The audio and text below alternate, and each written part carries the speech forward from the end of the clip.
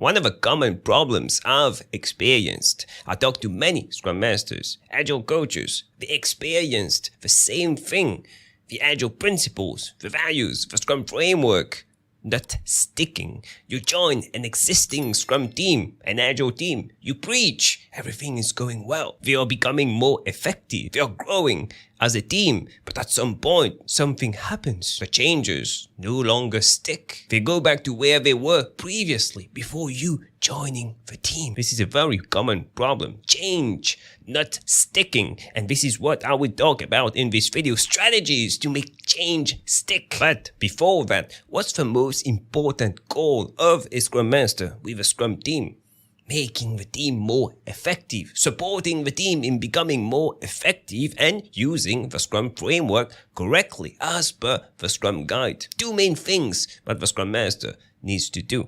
And the Scrum Master needs to ensure that when they leave the team, or when they are not here on leave, or they are looking at another team, the team needs to still be effective. They shouldn't be relying on the Scrum Master to make them effective, to use the Scrum framework. No, they should be self-managed, have the skills, experience, knowledge, the tools, so that they can do that themselves without the need of a Scrum Master. That's what we call a mature, agile team. And this scenario can't happen if you don't know how to make change stick as a Scrum Master or an Agile coach. Now, change is a vast topic. There's different methods that you can use to make change stick. Popular methods like the Cutter's 8 Steps model, the ATCAR model. These are popular models that people use across the world to make change stick. But we don't have time to talk about these models, popular models, in this video. There's tons of information online. Go watch other videos, go read books, articles on these models. Here today, I want to share strategies,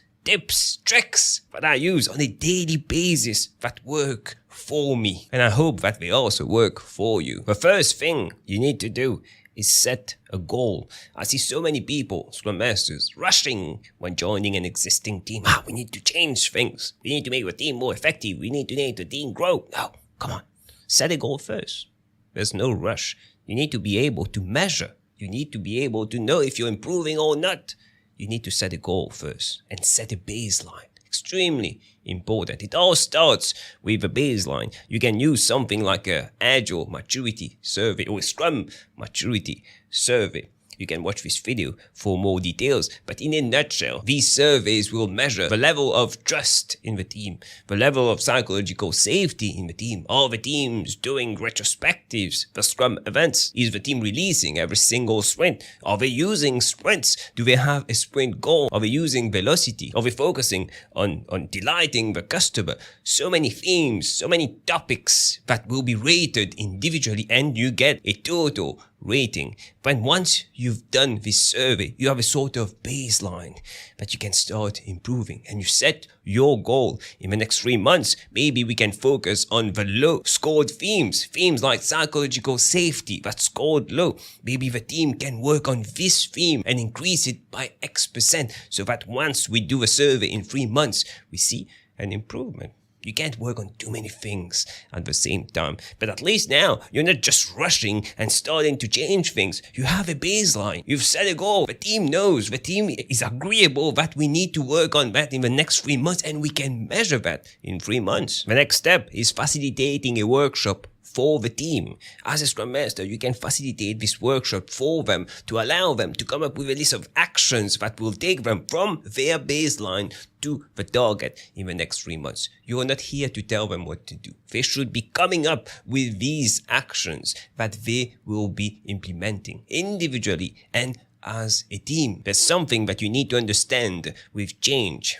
Actions, extremely important. Daily actions, habits, extremely important. This is what makes change stick. I see so many Scrum Masters, coaches, teachers falling into the trap of doing a training, but there's no actions afterwards. There's no clear plans afterwards. That's why trainings are useless. You follow training for the company, and 3 months later, it's not like you've never followed this training. You can't remember anything from this training because there was no clear actions after the training. No one was keeping you accountable to actually implement what you've learned in the training. That's the most important step. As a Scrum Master, you need to ensure that they are accountable. You are preaching stuff. The Scrum framework, Agile principles and values, you need to find a way to measure are they actually improving, are they actually implementing these things, and how to keep them accountable. Themselves, they need to keep themselves accountable to ensure that they keep on doing these things once you leave the team. And one of the easy ways to do that is getting someone in the team, an insider in the team, maybe a developer in the team. Yeah, the Scrum Master is part of the team, but really, the Scrum Master is not a developer. There's the product owner, there's the Scrum Master, and there's developers. 3 distinct roles.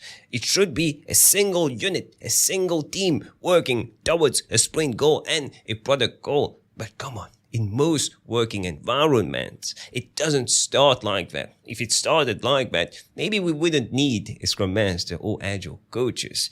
The team needs to grow towards this, a single unit, a single team. Maybe the current working environment not healthy. The team is not psychologically safe. The team doesn't trust each other. That's why you need someone in the team, someone that you can trust, someone that will keep on preaching internally all the things that you are also preaching, someone that will keep the developers accountable, someone that is on your side. This is not needed if there's a single unit and everyone is trusting each other, but we need to adapt to our environment. So if you are in an environment where people are not trusting each other, find an insider. Change is an inside job. Taking actions for a few days, a few weeks, easy, but for a few months, that's hard. That's why New Year's resolutions don't stick. February, they already decided that they no longer want this thing. January was good. Everyone was taking actions in January. But to keep on doing something extremely hard to do, you need to truly believe inside that you want this thing. And the same thing applies to Scrum, to agility. It's change. People are growing, and with growth comes this feeling of being uncomfortable. A Scrum Master is here to make people uncomfortable. An Agile coach is here to make people go out of their comfort zone. It's hard to do. No one wants to do that. You need to understand, put yourself in their shoes. They don't want to do that. They might tell you that they want to do that. They don't want to do that. And you can't force them to do that. It needs to be an inside job. They need to decide that they want to do it, despite it being uncomfortable for them. But what you see in most companies, management forcing them to change. The Scrum Master, the product owner, forcing them to change. It's not an inside job. Obviously, it won't stick. Processes, methods, techniques, structures, models, practices, extremely important. These are basically the actions that people need to take. But the why, for me, is the most important part. Most people miss that. They talk about the practices. Yeah, you need to do the daily Scrum. You need to do retrospectives. You need to release every single sprint. You need to have a good, healthy product backlog. Why? Why do we need to do all that? Focus on the why first. I see many Scrum Masters or even teachers going directly into these practices. You need to do these things. Not spending a lot of time on the why. You should spend an extreme amount of time on the why and ensure that they truly understand why they need to do something and what's in it for them. Once they get that and they start implementing it and they start seeing the benefits, they will keep on doing this thing, and this is where change will stick. That's the most important part. I don't care about all the practices, all the structures, all of these things. No. Nothing works if you don't have this in their mind. This shift in mindset, what's in it for them. But they see the benefits, and the benefits supersede the feeling of discomfort that they will be getting. Extremely hard to do, but once you get this part, change will simply stick. Any change will stick. Another mindset that you need to implant in their mind is that failure is okay. Failure is fine. And it all starts first with environment. They need to be in an environment where the managers, their stakeholders, directors believe that failure is okay. And once you have that, you can put that in the team, this mindset in the team. When we are changing, going out of our comfort zone, we are experimenting with something.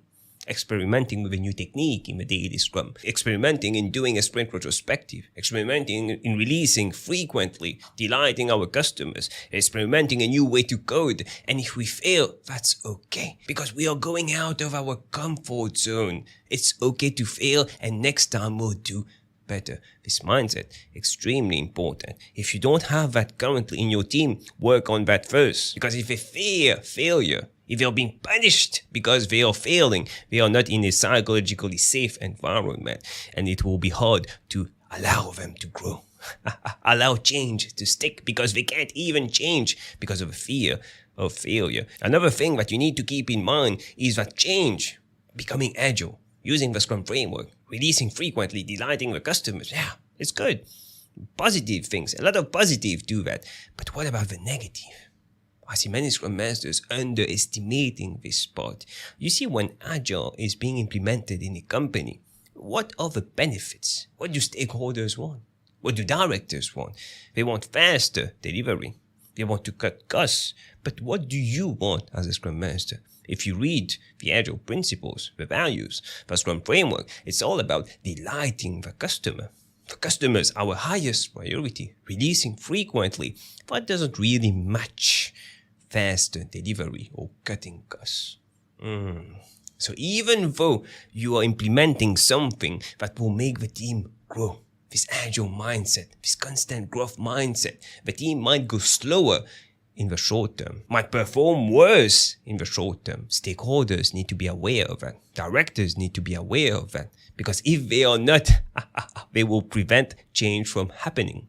And you might end up reverting back to where you were previously because you're not getting the actual desired results from this change. But these desired results were never going to be met because they have nothing to do with agility or Scrum. Managers want faster delivery when Agile is proposing earlier delivery. Not the same thing. Stakeholders want to deliver when people in Agile teams want to delight the customer. Not the same thing. And sure, once you're changing, growing, implementing new things, but everyone is on the same page. Which brings me to my next point. If you want more tips, insights on Agile, Scrum, personal growth, click on the video that stands out the most on the screen right now, and I'll see you in a few seconds.